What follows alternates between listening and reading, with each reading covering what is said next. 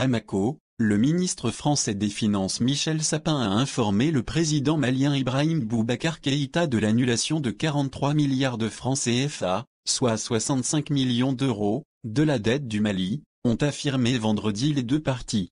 Paris détenait cette créance auprès de Bamako depuis 1984, une dette monétaire d'un montant initial de 229 millions d'euros qui faisait suite à la réintégration du pays dans l'Union économique et monétaire ouest-africaine, UMOA.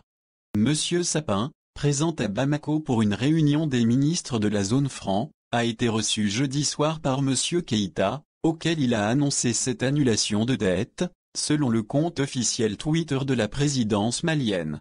La France apporte son soutien au Mali pour lui permettre de lutter contre le terrorisme, de lui permettre d'affirmer son intégrité territoriale dans le dialogue. On le fait pour l'aider à satisfaire les impératifs de développement, a expliqué le ministre français lors d'une conférence de presse vendredi après-midi. Le terrorisme, quelle qu'en soit la nature, a besoin de financement. Si on veut éradiquer la terreur, il faut lutter contre son financement par des mécanismes appropriés, a ajouté Monsieur Sapin. Son homologue malien Mamadou Igor Diarra a salué le geste de générosité de Paris, précisant que Bamako y voyait aussi un encouragement dans une période où de nombreux défis sont à relever, notamment dans le domaine sécuritaire.